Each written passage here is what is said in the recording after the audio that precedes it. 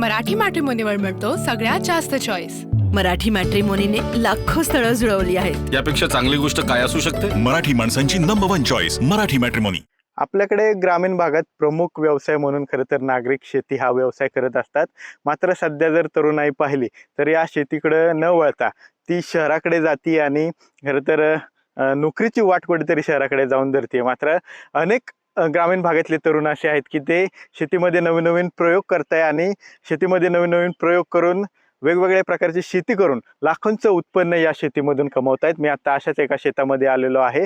खरं तर पुण्याच्या भोर तालुक्यातील हातनोशी गावचं हे शेत आहे, थोपटे यांचं हे शेत आहे आणि या ठिकाणी पाहिलं तर या शेतकरी थोपटे आहेत, त्यांनी अशा प्रकारे गुलाबाची शेती करत आणि गुलाबाची आणि ॲस्टरची शेती करत लाखोंचं उत्पन्न ते वर्षाला या संपूर्ण खरं तर या शेतीतून घेत आहेत। वेगळ्या प्रकारची शेती करण्याचं त्यांनी ठरवलं आणि शहराची वाट न धरता अशा प्रकारे गुलाबाची शेती आहे, फुलांची शेती करत एक वेगळ्या प्रकारे त्यांनी उत्पन्नाचा सोर्स जो आहे तो ग्रामीण भागात राहून चालू केलेला आहे। आणि कशा प्रकारे ते हे शेती करतायत या संदर्भात बोलण्यासाठी हे शेतकरी स्वतः आहेत।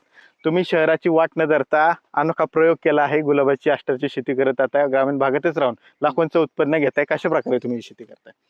आपल्याकडं ॲस्टर गुलाब हे करतो आपण। ॲस्टर कंटिन्यू असतो उन्हाळा पावसाळा आणि गुलाबाचं यंदा नवीन मध्ये म्हणजे एक हे दुसरं वर्ष आहे। एक पहिल्या वर्षात आपल्याला चांगलं हे झालं, बाजार वगैरे चांगले बसले आणि हे आता हे दुसरं वर्ष चालू झाले। आजार वगैरे असतात पण आजार कव्हर होतात बऱ्यापैकी। तुम्ही बाकीची जी पिकं आहेत इतर जी पिकं आहेत गहू तांदूळ या पिकांसह तुम्ही तुमच्या काही प्रमाणातल्या क्षेत्रात हे लागवड केलेली आहे। आता चांगलं उत्पन्न यातून मिळते, त्या पिकांबरोबर याचं उत्पन्न सुद्धा चांगलं मिळते। समाधानी आहेत का शेतकरी म्हणून? नाही आहे की समाधानी म्हणून आहे की पिकं वगैरे चांगले म्हणजे याचं उत्पन्न चांगलं आहे, माल वगैरे क्वालिटी साईज चांगली निघते, त्याच्यामुळं वजन राहते आणि वजनावर बी परवडतं, गड्डी पण परवडत आहे, दोन्ही पण आहे। आता सध्या जर परिस्थिती आपल्या देशात पाहिली, ग्रामीण भागात पाहिली तर अनेक ग्रामीण भागातली मुलं आहेत ती शेतीमध्ये फायदा नाही, जास्त उत्पन्न नाही, पैसे पाहिजेत म्हणून शहराकडे जात आहेत आणि नोकरीची वाट धरतायत। ग्रामीण भागात तरुण वर्ग राहायला मागा नाही, शेती नको म्हणतोय, काय त्या तरुणांना सल्ला द्याल?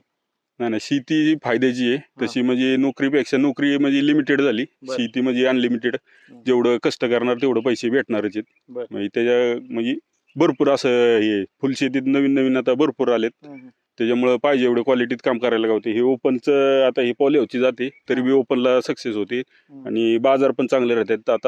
आता सुद्धा बाजार कमी आहेत तरी बी 100 रुपये प्लसनी बाजार आहेत। आता 250-300 पर्यंत बाजार राहतात किलोला।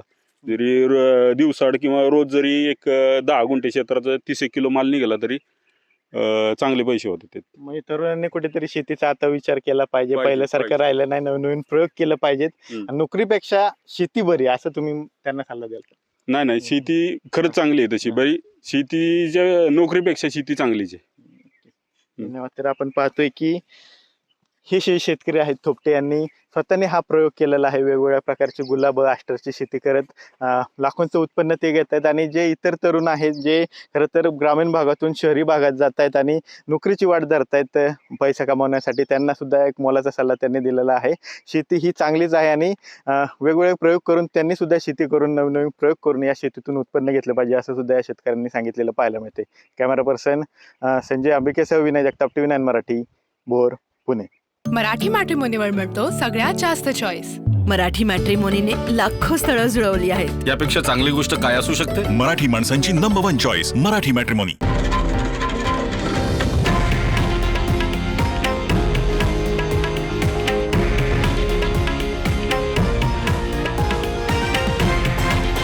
हे आहे देशातील नंबर 1 न्यूज नेटवर्क आणि आपण पाहत आहात TV9 मराठी, एकमेव।